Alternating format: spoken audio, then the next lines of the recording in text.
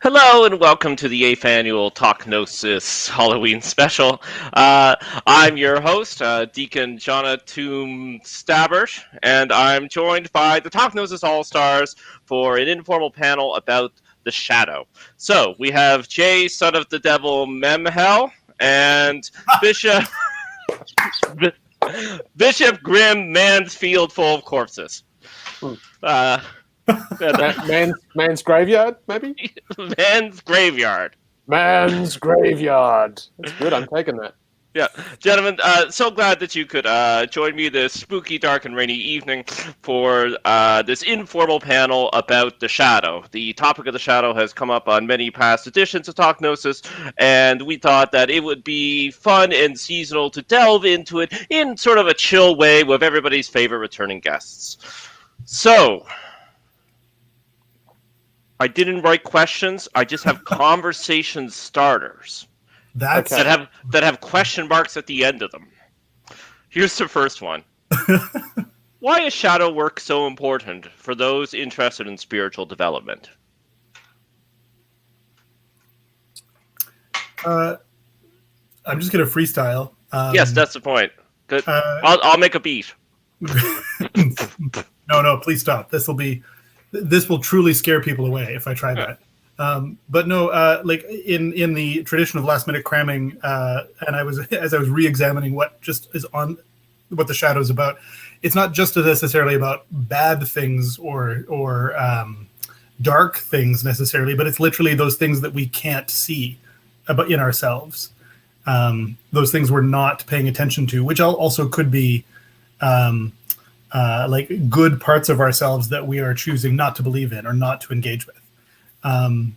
So, I mean, I guess the facile answer is simply that it's important because you want to know the parts of yourself you haven't been looking at before you start digging where those entities are lying, you know?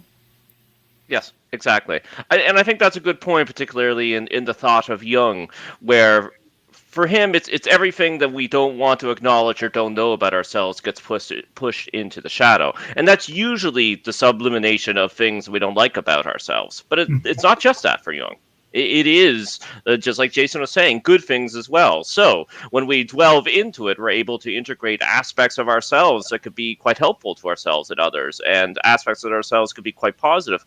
The other thing, too, that I think is interesting from a Jungian perspective is that the shadow is where we put things that we don't, it's the part of ourselves that is unexplored and that we don't know, where we push things down, where things get suppressed, things that we don't like about ourselves, things that we think are bad and evil about ourselves. But there's the trick. It's things that we think are bad and evil about ourselves, and we're often much more harsh on ourselves, both consciously and unconsciously, than we are on others. So there might be qualities, aspects, skills, abilities that we, for some reason, have thought of as negative, and have subliminated, pushed all the way down and suppressed, which of course could lead to a greater sense of integration, psychological health, and wholeness if we can dig in and bring those out and realize, hey, I always thought this was a bad part of myself, but actually, people like this, or if they don't like it, maybe this is a more harsh part of myself, but there's times when I can draw it out and it's of use. Yeah, I think it's a really good way of putting it. I think there's, just while you guys are talking, there's probably 4 things, and I'm going to forget 3 of them by the time I start. So, I really like the formulation that the self is kind of can be thought of as the ego and the shadow, and then maybe some extra stuff, right? So if you're trying to, if you're following the injunction know thyself, then most of yourself isn't the ego. Mm-hmm. So if you're actually trying to know yourself, then you'd better get acquainted with the rest of it. But also, so that's one thing. So second thing is, as you just said, Jonathan, I think there's a real dynamic between this. Yeah, it's that saying my mum used to use: the faults we see in others are those we have ourselves. Right? That's a common sense folk way of expressing this idea about shadow, and it's true, right? So the stuff that drives us completely nuts about other people. If you're driven completely nuts by something, if you're overtaken by a reactive emotion, it means there's shadow business in play. There's something about the boundary between your ego and your shadow in play in that conversation. And that restricts your capacity to be loving and empathetic and patient and kind, and all those things that, spiritual teachers and spiritual teachings tell us this is the, what we're developing in spiritual work. All that's restrained by your shadow, because if your shadow stuff is getting triggered, you're getting emotionally reactive with people when that's probably not the smoothest move, right? Yeah. So dealing with shadow helps you, but it's also really good for the people around you because they didn't necessarily sign on for all that. Third thing is, there was a third thing. See, I told you I'd forget most of them. Yeah, we'll say something that'll trigger it, and it'll come back. Well, sorry, can I even just to jump in there? Do it. Yeah. Now, well, and so this is, and I think it's actually important to talk about mundane benefits as well as sort of maybe spiritual or more like I had a crazy vision moments as well. Tim, did you remember what you were going to say? Keep going. I've got it. Okay. Don't forget it again. So I recently, to personally disclose, but I have no problem disclosing this, is that I have ADHD, and I was medicated through high school and junior high. It worked well for me, and then I finished high school, and I didn't need it. I was living a life that didn't require the kind of focus that the medication was giving me. And then I moved through my life either developing coping mechanisms or being involved in things that didn't require what that medication was giving me. But over the last 5 years or so, especially in the kind of work that I've been doing as a freelance theater director, running a not-for-profit arts company in a country and a province that is increasingly less interested in that, in supporting that. In general, there's been some really great support from some of our funders, but anyway, is that it took essentially going through about 5 years of this unstructured life to realize that all of the support I built for myself wasn't working, but I'd forgotten about ADHD. And so I had internalized so much shame and discomfort about how I was doing my job, not acknowledging, not focusing on the fact that there was a part of me that was, there was a chemical part of me that was causing that limitation, not a moral failing or a, you know what I mean? Just a lack of innate quality. And that conversely, since I've engaged with that problem, since I've faced that particular shadow that was lurking, I have had the best, or a much better month than I've had in the last few years. So I might be proselytizing here a little for focusing on ADHD, but I think I mentioned it because I realized how much I had let it stay hidden, and in fact, literally the shame was what kept me from focusing on it. Right. Yeah. Right, which connects to one of the things I remembered actually. Great. Because by definition shadow stuff is unconscious, then it constrains what you're able to notice. It's your head only points in certain directions. You can't, there's stuff you can't look at. And what that means in spiritual work is there are things you're going to not be able to look at or do or face or think about or enact or engage with, because the shadow, that construct of ego and shadow, the ego is going to draw you towards things that keep it safe, and the shadow is going to work to prevent itself getting seen, and that's going to constrain what you're able to accomplish. And the flip side of that, I think, is that spiritual work by its nature, depending on how you configure this, spiritual work by its nature uncovers things. It reveals the hidden, and the shadow is no exception. So that stuff is going to come roaring out of the basement, like it or not. And if you don't take up a practice of doing something about your shadow in a proactive way, then that stuff is going to come roaring up out of the basement and whack you around the back of the head and take your money and clothes and mobile phone and leave you in the gutter. Sorry, I'm overextending the metaphor. Well, but to run with that is that and if that person who took your wallet, if you don't acknowledge your shadow work, you might not understand what it was that stole your wallet and think it's something else. Exactly. you know. Well, which takes you to the Rigardi thing about doing psychotherapy. If you're going to be doing esoteric work, you've got to be doing psychotherapy, ideally first, or at least alongside. Because it's really easy to decide that there's a demon involved when the demon's in here, you know. Yeah. Anyway, we're going to connect to that in some of your other prompts, I think. Oh, for sure. I'll stay on this topic for just for a little bit longer to add just about the day-to-day practicality outside of, which of course is spirituality as well, but outside the lofty visions and the ascensions as Jason was talking about, where, you know, this is psychology 101. We repress things. They're outside of our conscious, and they influence behaviors and projections that we push on other people, right? This is the first, right. This is the first insight of Freud and all psychology. Very basic. At least the psychodynamic side of it, anyway. Yes. Yes. Behaviorists would disagree with you, but sure. Precisely, yeah. But they're wrong. So, well, they just talk about it as conditioning, and that's not an inappropriate way to talk about it either. So go on. Yes, good point. Yeah. So this doesn't seem like that wacky when I put it into those terms, because these are very accepted concepts now, right? Lots of people have done some form of therapy. They've taken a Psych 101 in university, or, you know, I remember learning about this in high school. But for the day-to-day practicality of it, and sort of the intersection of psychology, day-to-day, and meditation, and we'll get into that later when we're talking about practices. But I remember going on a long meditation retreat. And just very basic, right? If you're meditating 12 hours a day, you're not doing anything else. You start to do shadow work. Like, I think meditation is a good way of integrating the shadow. The unconscious starts to discharge, and you have to face a lot of things. And then, you know, very simple, small epiphany, but in a day-to-day avoidant behavior that I realized I engaged in and hurt others had roots in my childhood. Very basic story that I'm sure a lot of people, of anything that anybody here listening can relate. But it was an epiphany. It's like, okay, you know, this was a pattern that I learned as a kid. I've forgotten about this. I've pushed it down, yet it still influences my behavior without me noticing. And this is why I do this to people around me.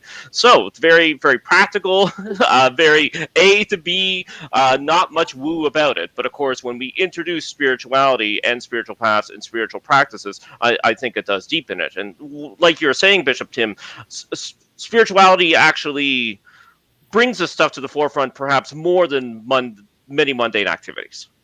Double-edged sword, though, right? Because it can. Yep. But it also gives you a terrific tool for avoiding it. Yes. Spiritual bypassing. Spiritual bypassing. So there's a great essay that was floating around on the internet a few years ago now, but you can still find it. It's called something like Horrors of a Zen Boyfriend, I think.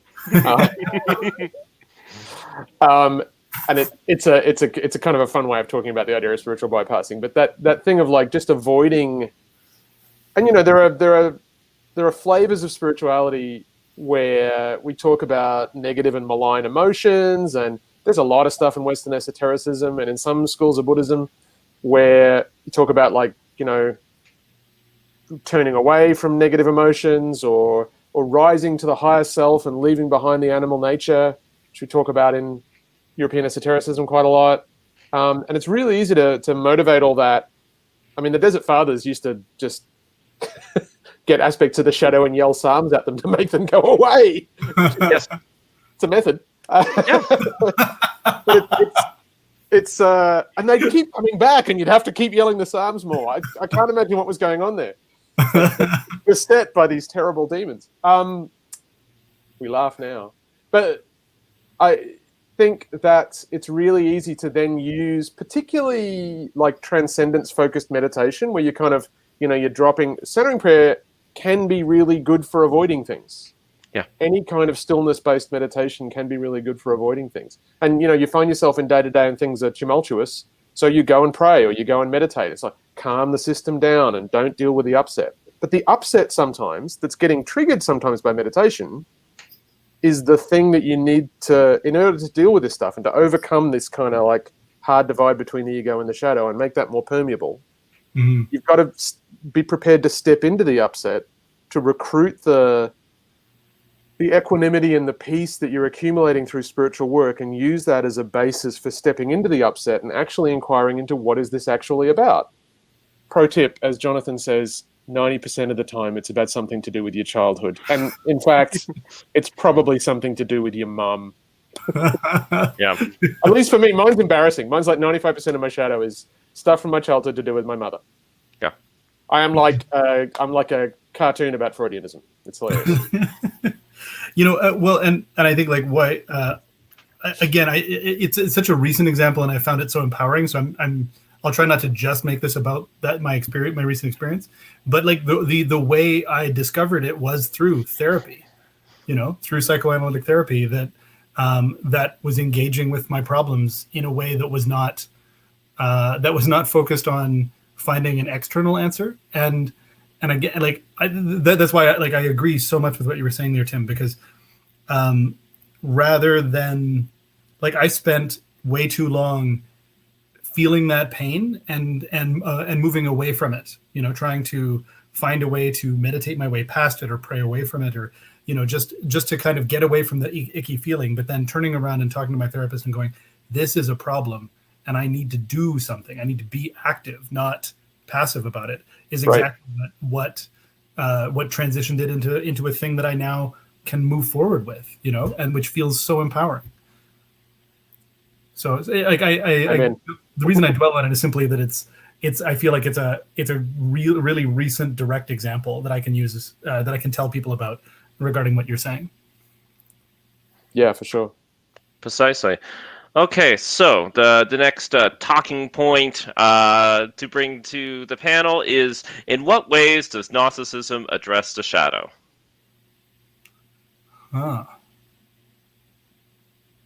Well, let me hop in, if that's okay. Oh, wait, I'm a guest on the show. It's okay for me to hop in. I guess that's all right. You're literally here to hop. That's the job.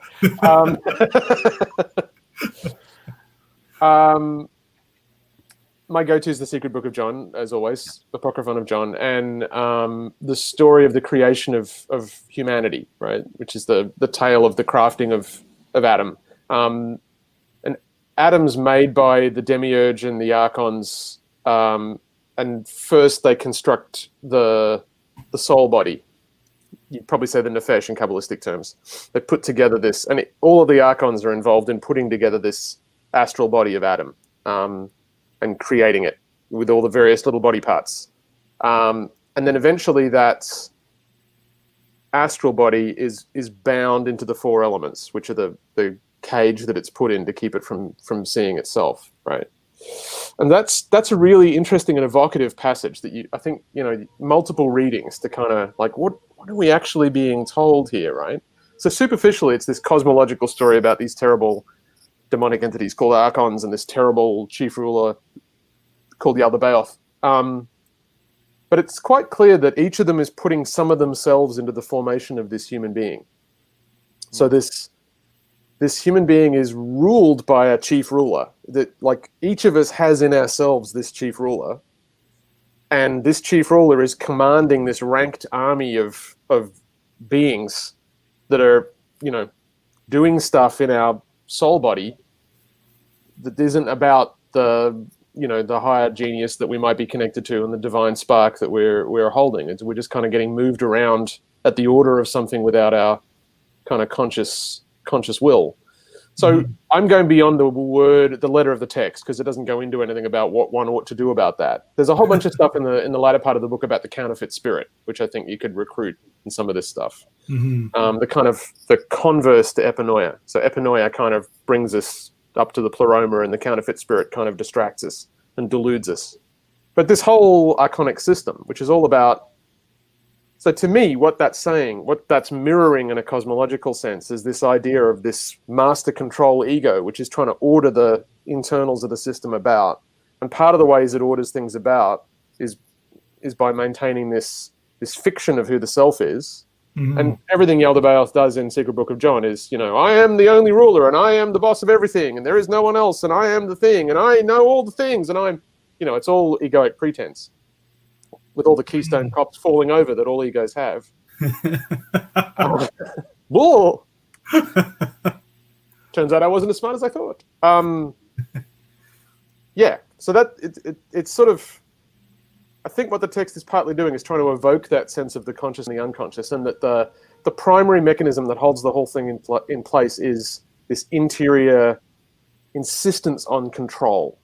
Yeah. And that because when you look at the depiction of the upper realm of the pleroma, it's not about control. It's this sort of harmonious dance of willing interplay between the divine persons. It's beautiful. And, people request things, and then there's consent and agreement, and everything kind of flows around, and it's all very sort of beautiful. Whereas there's, ironclad armies of stamping minions in the lower realm. And so I think that question of the insistence on interior control and the function that interior control plays in maintaining the structure of the ego, I think, is something that comes out of Secret John for me. And sits awkwardly with a lot of stuff in lots of our spiritual material about the will and self-control and all that stuff. That's all stuff that I think you need to think a bit about. Yeah, for sure. Definitely. And I'll also turn to Secret John as well, where the creation of the demiurge Johannite, story. man, we can't let the John alone. Precisely.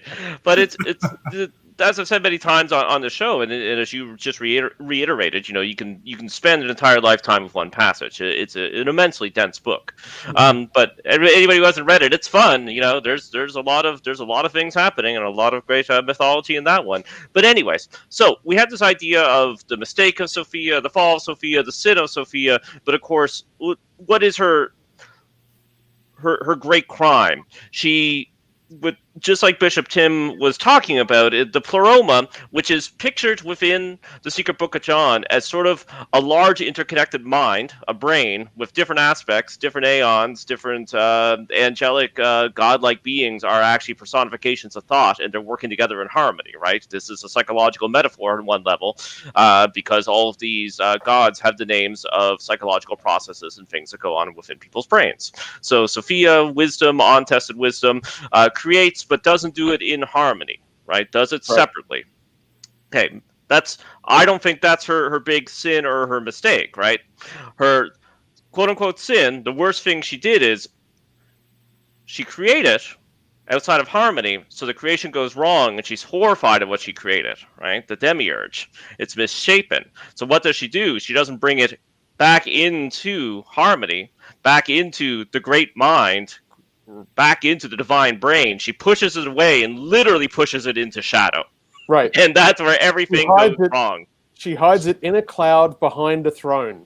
Yes. Yeah, precisely. So we're looking to 1900 years, 1700 years before we have the first modern psychologists looking at these concepts about repression and the shadow. And this, I don't think this is a modern read-in, right? That this is a metaphor that's a little too on the nose. It's a bit brutal.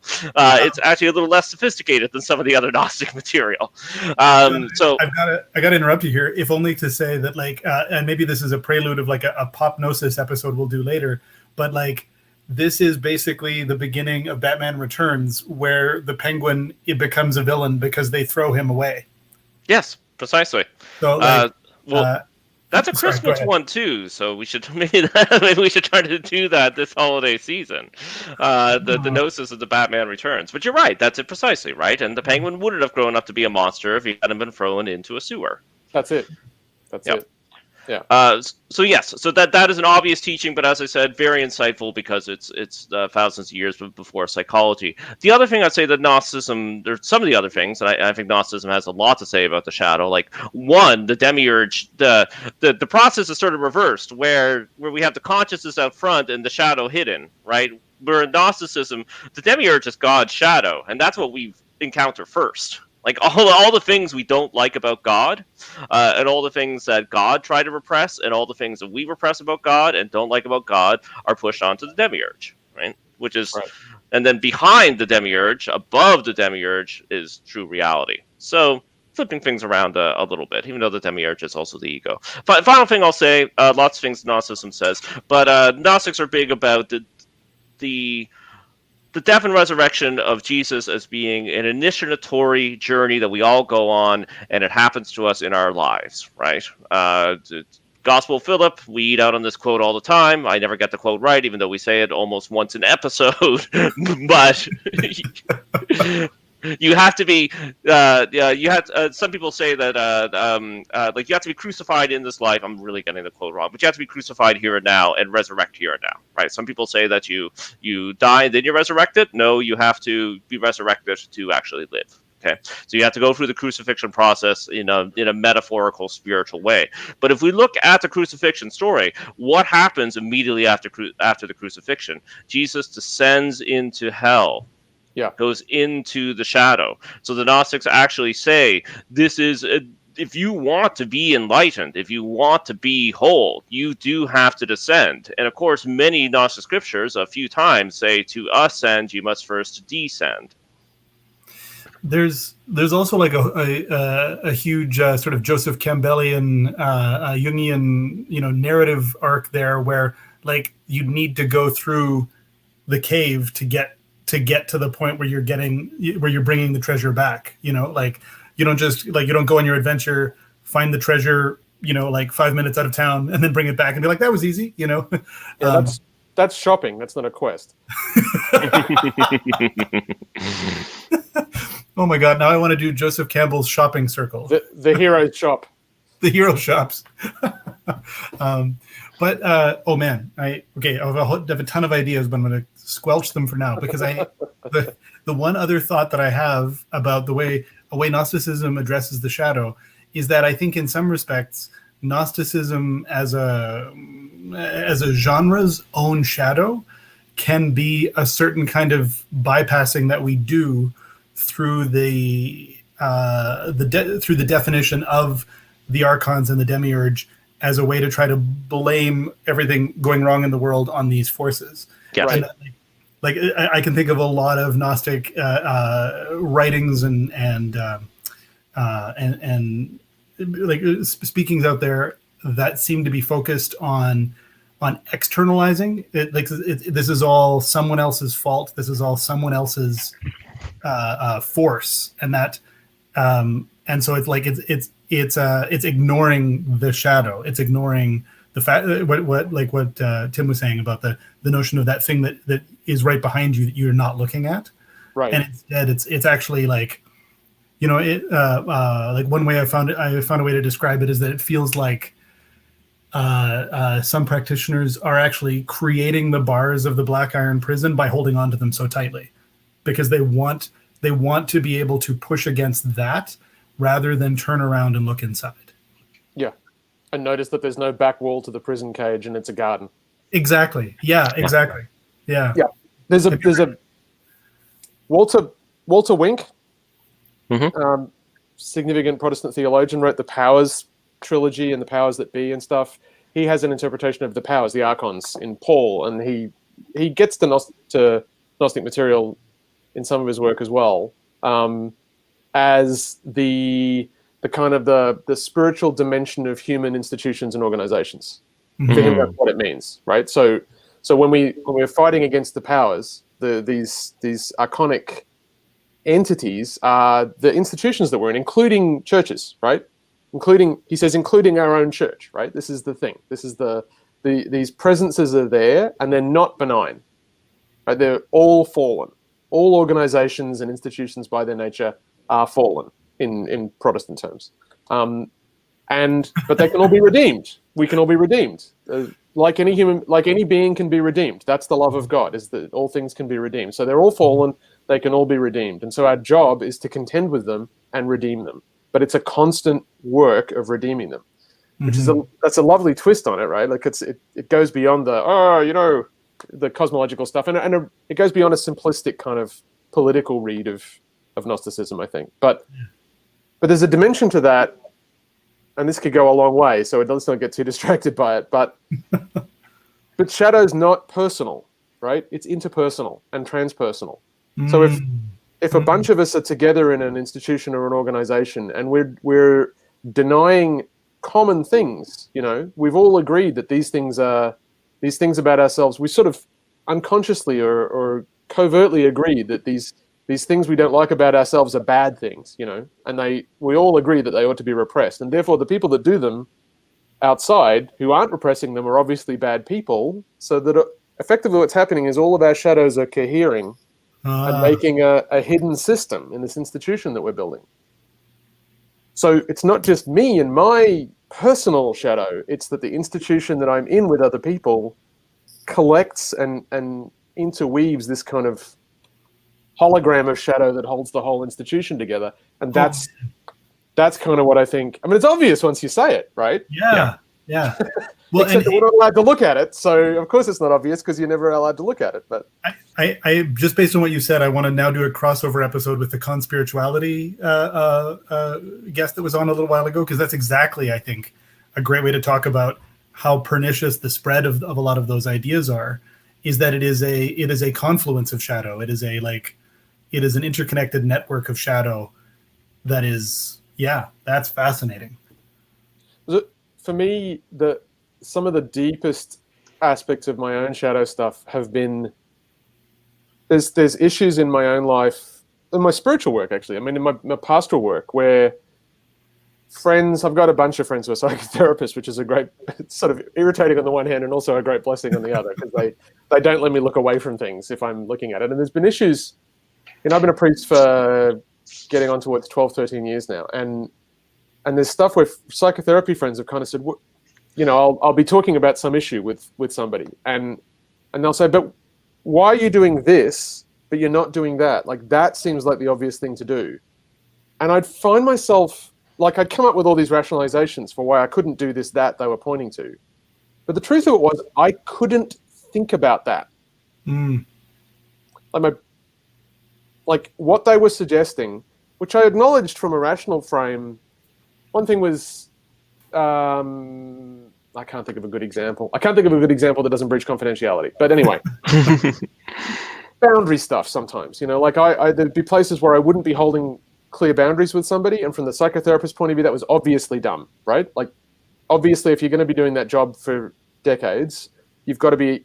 That's a boundary you've really got to be able to hold. And I found myself unable to hold that boundary, and they'd point that out to me, and I couldn't.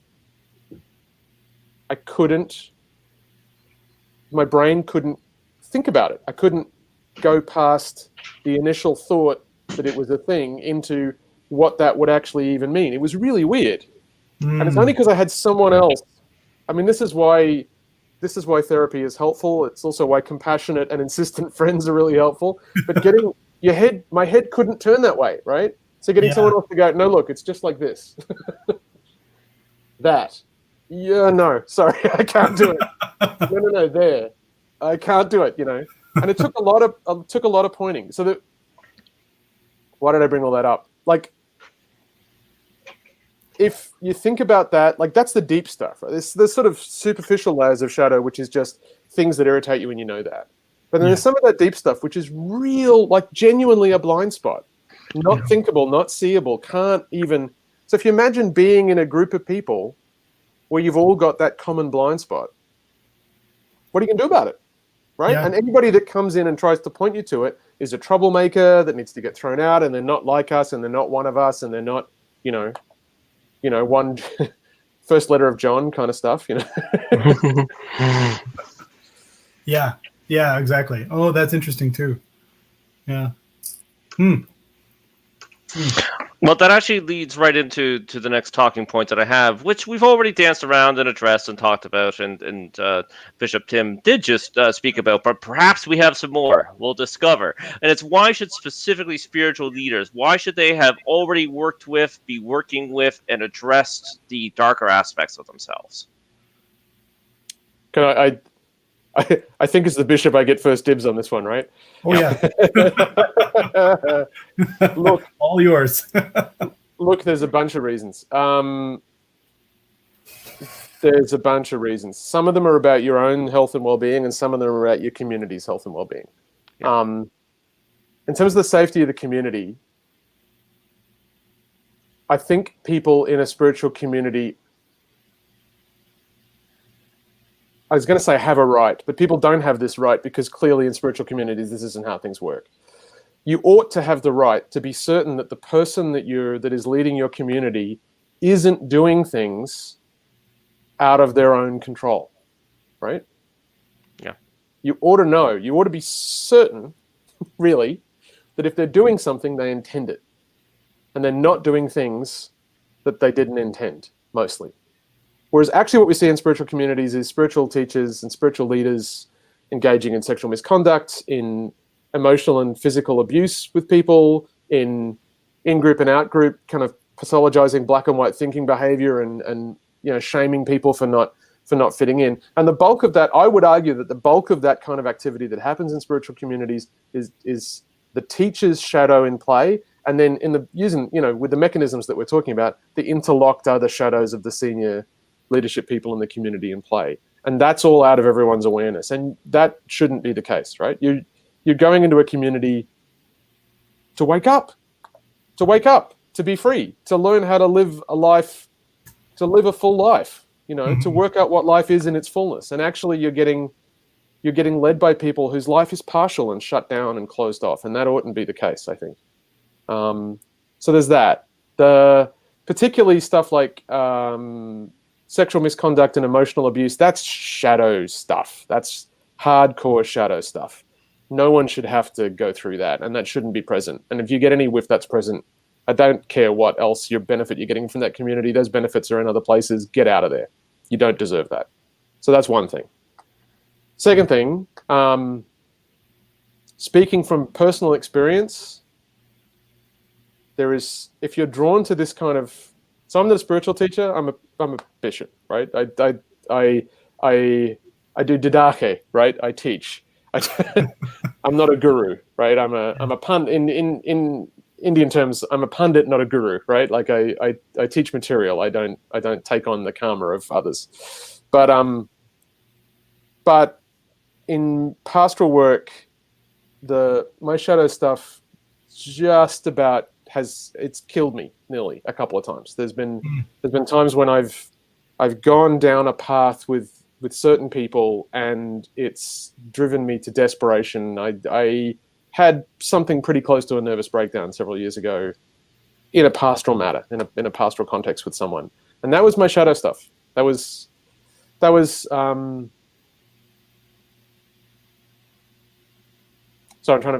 I'm trying to say something that's sufficiently personal without breaching confidentiality again. But in that particular case, the situation, what really needed to happen in the situation was that a line needed to get drawn quite early, and I needed to hold that line. That's what it would have been good for the benefit of the person, and it would have been good for my own health and well-being. That would have been the sanest, most compassionate thing to do. And I didn't do that. I let that boundary go, and I let it go and go and go and go and go and go for months. And it didn't help anyone. I thought what I was doing was being compassionate to the person, and I was not being compassionate to the person. It didn't help at all. And it nearly killed me. So killed, I nearly wound up somewhere quiet in the country for a few months. And that's because I couldn't tolerate the idea of being mean. I had stuff from my childhood where I think I'd received messages from probably my mum, but someone in my family, that I was cruel and self-centered. And a huge part of my ego for most of my life has been built around constantly proving that I'm not cruel and self-centered. All the time. Now, if you're clergy, you've probably got something like that going on. Something constitutive in your egoic structure is probably set about proving or disproving something like that. That's why you're prepared to give the way that we're drawn to give, right? So you got to face that stuff, because that's not helping anyone. So that kind of leads me to the other dimension of it, which is sorry, Jonathan, I don't want to trigger you, but the Trungpa phrase, the Trungpa phrase, idiot compassion, which I think is by which he means doing things which seem compassionate or a sort of performance of compassion, but actually it's something which isn't benefiting. It isn't giving the person the benefit that they really need, because you're too caught up in your own stuff. So you're doing something not to actually help them. You're doing something because you can't tolerate that person's distress, and you can't tolerate your own emotional reactions to that person's distress, which is all shadow stuff. And so you're acting to stop the distress because you can't handle it. Whereas that's usually not what somebody needs. Tim, I think you just tickled a shadow back there for me. You know, Let's do it. Let's go. I don't even know if I can, like, I'm just really responding to a lot of what you were saying there about like that notion of trying to solve someone else's distress, because that seems to be the solution, is just making the bad feelings go away. Right. You know, and just that notion of I should help. Helping is what I should be doing. You know, and helping looks like this. This is what it has to be. Yeah, like that. I don't know if I won't fully psychoanalyze myself on this meeting, on this session, but I will say that I think you. Let me find a notepad. Exactly. A couple of thoughts based that I want to respond to from what. One thing when I saw the question itself, and then I want to actually ask Tim a question. Is that so? Why should spiritual leaders have worked with and addressed the dark aspects of themselves? And this also kind of connects to what your previous episode was, Tim, about integral spirituality and like the importance of teachers to engage with that. One thing that's got me thinking about, this is less of a question, I guess more of a statement, but it's got me thinking about shifting some of my relationships, like with people that I see as leaders in my various capacities in the arts and spirituality and in some of my hobbies, shifting the idea of seeing them as leaders or gurus and starting to see them as colleagues. And that, like, being able to do that has actually helped me take less anxiety about, or feel less anxiety about, like, because now I can see them as somebody making an offer versus giving me a rule, you know. And then the other thing, like, this is a bigger question, but like, so when you were talking about some of the shadow stuff that's happening, what kind of do we have a sense of public responsibility if we see it happening in our community, or if we see it happening in the like larger world of esotericism? Like, do we call it out? Do we question it? You know. I guess I'm wondering, is there like an activist mode for that kind of like if we're seeing dangerous behavior? Definitely, it's worth calling out dangerous behavior. Calling out shadow doesn't go well. No, doesn't go well, because by definition, if the person's acting out of an unconscious impulse, they can't see it. So pointing it out to them isn't going to suddenly, oh, you're right, oh my gosh. I mean, there are certain stages of development where it's possible for someone to catch themselves in the act of projection in the moment of doing it, right?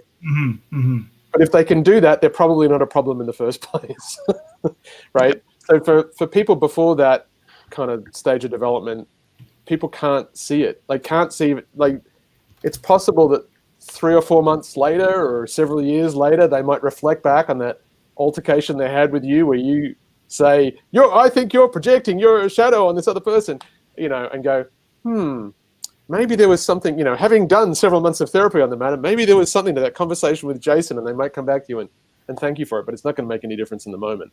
Yeah. It's you've got to call out bad behavior, but part of the reason I've got some enthusiasm for this particular episode and for bringing this issue kind of more into the mainstream and what we talk about is that this works better if everyone involved in the conversation accepts the idea that if they're in a situation of emotional reactivity, their stuff is on, and they've got to take responsibility for that stuff, right? So the mere fact that you're activated, the mere fact that you're feeling scared or anxious or frightened, sorry, they're all the same thing. The mere fact that you're feeling scared or angry or just activated in some way, that there's some emotional reactivity going on, that means your shadow is triggered and activated and is in play in this situation. And so probably the right thing to do is just get yourself a little bit of distance, self-soothe a little bit, and then enough so that you've got some purchase on what's going on, and then inquire into what was going on just then. Like, what was up with that? Do it with your therapist or a friend, or on your own, or using some practice that you're involved in, which I suppose segues probably to Jonathan's next talking point. I don't know. Precisely. At some point it will, but I don't know if Jason finished. No, I think it was sort of a half-finished question or thought, but it was like kind of when you were talking. This will just be the capstone, and then we can go right to John. But it was just about that, the way you were talking about calling, like, or about where some of those shadow directions can lead spiritual teachers, and then what the subsequent effect would be on the people that they are teaching. That just kind of got me thinking about it was literally like how do we solve that as a community, like as a network where we can start to see, the beginnings of this. Like maybe we can't see their shadow, but we can smell it, Right. And so, but I think you're right. We can't call it out. There's got to be something else, but I don't know if I can answer that now. No, that's an inquiry. I think it'd be good for us to talk some more about it. I wanted to quickly pick up on your spiritual colleagues thing, because I think that's beautiful. I think accepting that being in a relationship with this person, there's something transformative in the relationship, and it's the meshing of your evolving self and their evolving self together, and what that allows you to see about each other. Mm-hmm. So, which is where I've shifted to as I've gotten older, as a person that runs communities, is that I've got a role, right? Like it's partly my job in our local community in Sydney. It's partly my job to read a lot of stuff, right? And to hold a space of inquiry and scholarship around material, and to facilitate and host conversations amongst people about their spiritual work and about their spiritual journey and about their spiritual practice. And I've got a particular role in this community. But a lot of what I think we get in our community is by being spiritual colleagues, by understanding that we're all people that take spiritual life seriously. And I'm not teaching that, right? Like the community, as a community, we're teaching each other, I think. Mm-hmm. And it's the interaction between us. I think there's, again, like I watched the documentary about Chogyam Trungpa's work in the 70s, and he's a very controversial figure and a huge study in potentially shadow all on its own. But the single most inspiring thing I got out of it, the thing that made me really rethink what it meant to be a spiritual leader or whatever, was his oldest students who were there in the earliest days. The picture you got of, they said, one guy said, I really miss him as a teacher, but he's the best friend I ever had. And when people talked about him, what they talked about was someone who was just completely, fully there as a human being. He was the most fully, people talk about realization, right? The most fully realized human being, the most whole person they'd ever met. And that was terrifying in a way, because you're getting confronted by all the ways in which you're not whole when you're with that person.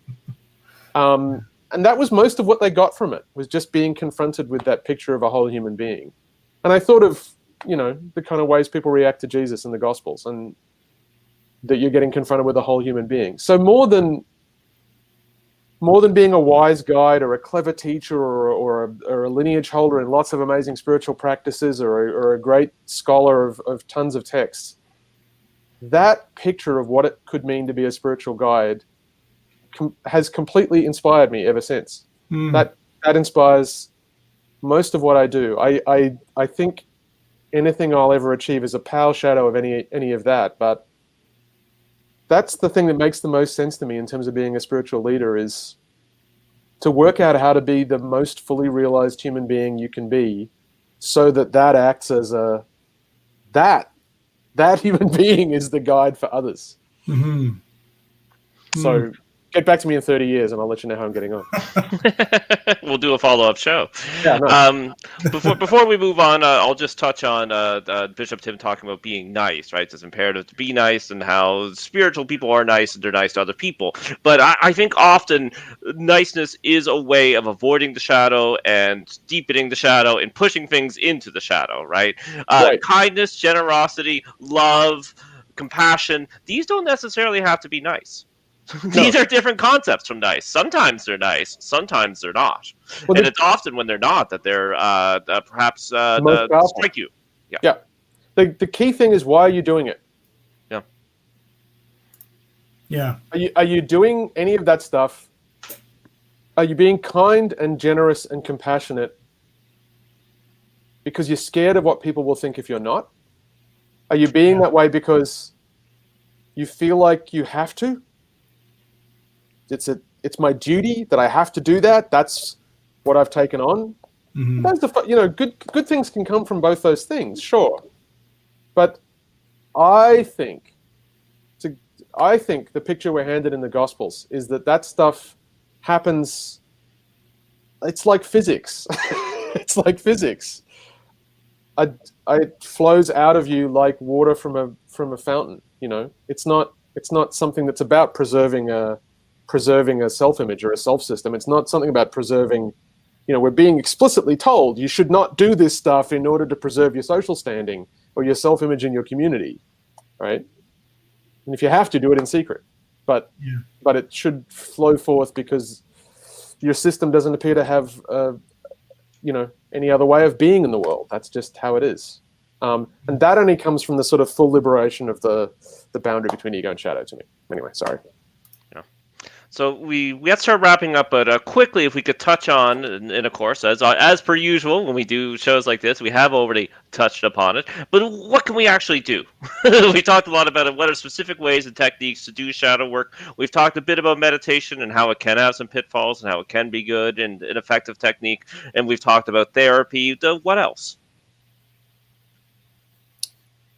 Jason, you got anything?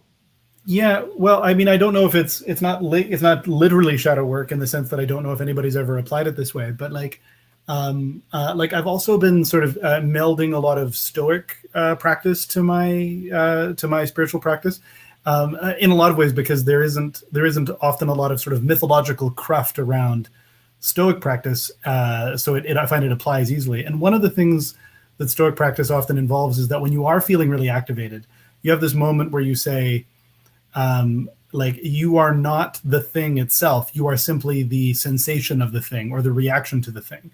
And then you take that emotion and you do externalize it a little bit from yourself. Like, you do see it as a thing that is happening to you, but is not you. And I think there could be a danger there that could quickly go into a spiritual bypassing route. But I think if you then say, like, okay, this is not me, but this is a thing that's affecting me, now I'm going to hold this up and examine it. It's almost like that Stoic practice can then become a way to, like, to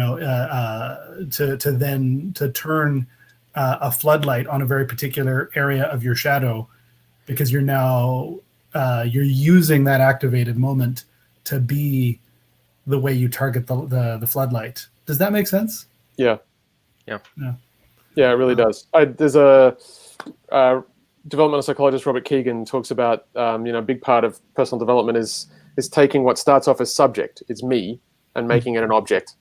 So it's something the me is looking at. So that keeps kind of refining what your subject is and makes more of you into the object that's within awareness. So a few things, Jonathan, I think, for me. So meditation's massively valuable because it gives you some space and equanimity and calm to be able to do the kind of work Jason's talking about, and it lets you kind of retain a solid ground in all the turmoil. I think just being in relationship and I take very, very seriously the statement, every time you're being emotionally reactive, anytime your emotional system is activated, there's shadow going on. So what is that? So there's a integral psychology. There's a neat little journaling practice called the 3-2-1 process. So you have show notes for this, right? Yes. Yes. Okay. Cool. So I will dig up a link for the 3-2-1 shadow process if people are Googling along at home. But we'll find a canonical link for that and send it through to you. But it's a nice little way of going through that process of objectification. From a third person perspective, what just happened? From a second person perspective, what am I accusing you of? And then from a first person perspective, what is this in me? How is this showing up in me? Like, what's going on in here? So it's sort of taking that thing that you're projecting out there and drawing it progressively back into here. So you pull your projections back. So that's one dimension. The second thing is introjections, which is things you believe about yourself that you got handed by someone else when you were a kid that drive you. So things like secretly I'm cruel and self-centered. Pro tip, I am cruel and self-centered, right? Because if I wasn't, I'd die. Yep. Yeah. Right? So if something's coming at me, I have to kill it. Like if something lethal is coming at me, I have to kill it. And I am self-centered, because if I have to choose between eating and not eating and being compassionate to somebody versus saving myself, that's true in me. I can't say that's not true in me. Those two things are true in me, right? Yeah. After a little bit of shadow work, I can acknowledge this and that they're valuable. They're both ways of taking things that are valuable in myself and kind of making them real. So that's an introjection, that I am cruel and self-centered, and that's unacceptable. That's something that I took on when I was small and has been kept alive in me for 5 decades. So with introjections, you have to take them and give them back to the person that gave them to you, notionally. So take them out of you and give them to somebody else. So there's a few different. That's a little harder to deal with, but there's a really good book by a Canadian psychologist called Deirdre Volsack, which again I'll get at. It's called Choose Again. So it's particularly like people who struggle with addictions have found this really valuable. But we're all addicted to something, right? So his process is that you look for the places where you engage in habitual conditioned behaviors, Facebook clicking, Twitter, and binging on Netflix all the time, or drinking, or marijuana, or whatever else it is you do. Obsessive meditation for hours and hours and hours a day, or whatever. You look at your addictive patterns, and then he's got a process of kind of going from the addictive pattern step by step back to, well, what is the belief that you took on when you were a kid, and how do you let go of that belief? How do you give it back to the person that gave it to you? So that's the second. So projections and introjections are things you deal with in different ways, I think. I think the third thing is just somatic work, just actually working out where your body's holding tensions and understanding that shadow is not a cognitive matter. It's a physical matter, which is, again, Secret Book of John, right? Yeah. We're directly told this. It's in your body. So all the stuff that you're repressing and holding back, you're specifically repressing it. Part of how you repress it is by holding it in your muscles. So the particular way my head juts out and that my shoulders are tight, and the particular kind of tension I hold in my gut, and the certain way I hold my pelvis, there's things I started doing as a little kid. Kids can't manage their feelings, right? So they fake it by tensing up because it's all they can do. And you start doing that when you're little, and you keep doing it until you're 53, apparently. So anything somatic work would just help to kind of loosen up the hold of that stuff. There's and then psychotherapy. But go ahead. Yeah, no, I fully agree with the psychotherapy. Just as an interjection for like body listening, something that we did in theater school that I found really helpful has been a process where you basically stand up, you bend over like you're touching your toes, and you roll your spine up until you let your head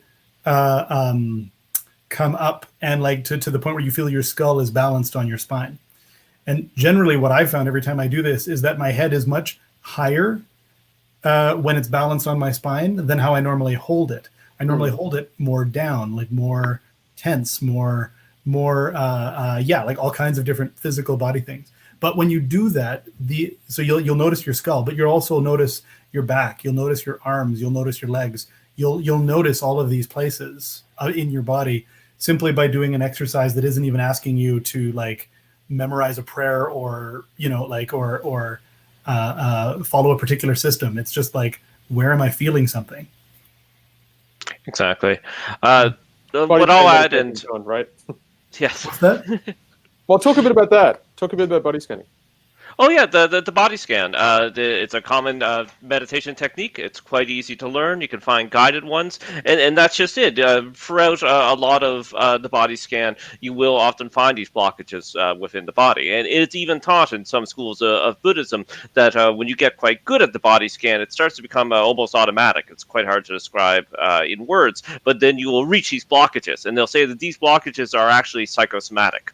They are complexes where of things that you've been carrying that perhaps you view as negative, shadow things, and are now manifesting within the body. And you will address them through what's discharging within your mind.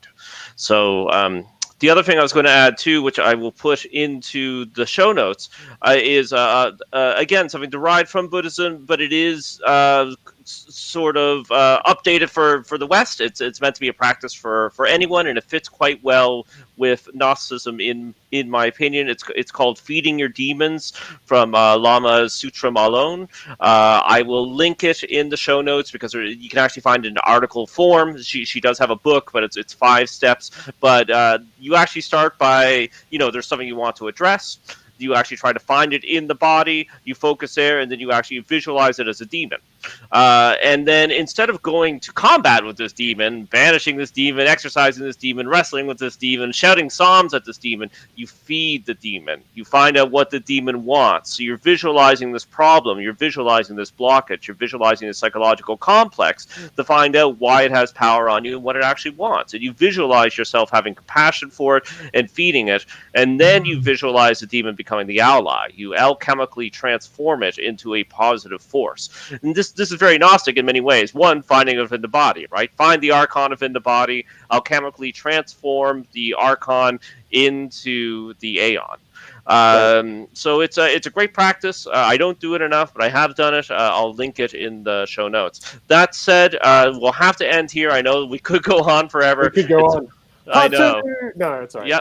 Well, there's Halloween next year. There probably will be a next year. we can't tell. It's probably not a mad idea to, as you're going through guests, to try to kind of bookmark some other people that might have good stuff to say about shadow and shadow work, and maybe do another panel with some other people. Yeah. Yes. It keeps giving as a topic. Yeah. Yeah, we had Matthew Remsey on for the second time, the show right before this, actually, so it's not out at the time of taping. But just like Jason was saying, I'd love to talk to that guy about a few things, and obviously he has a lot to say about Shadow. So perhaps we will have a part 2, but we'll have an all-new panel. Talk Gnosis online conference. Yes. Precisely. So I have to wrap up with the scariest, spookiest thing of all, which is begging for money. That's patreon.com/Gnostic. We literally cannot do the show without you. The show is brought to you by viewers like you. We do have to hire the world's best digital studio, 99 Perspectives, out of Chicago.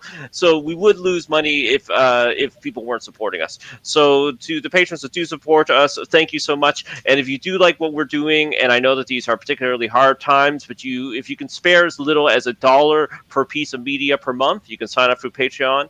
You can also set more and also set limits so that you're not spending too much if we're putting out tons of content that month. If you want to do a one-time donation, you can do it to paypal.me/Gnostic. And finally, if you're unable to financially support us, I definitely understand. You can support us lots of other ways. So subscribe, share, tell friends about the show, put it on your social media, email it to your pals. So thank you so much. This is, I can't remember Mike Fake's scary name, Deacon Jonathan Stewart, signing off for Halloween 2020. Thanks so much, guys. That was fantastic.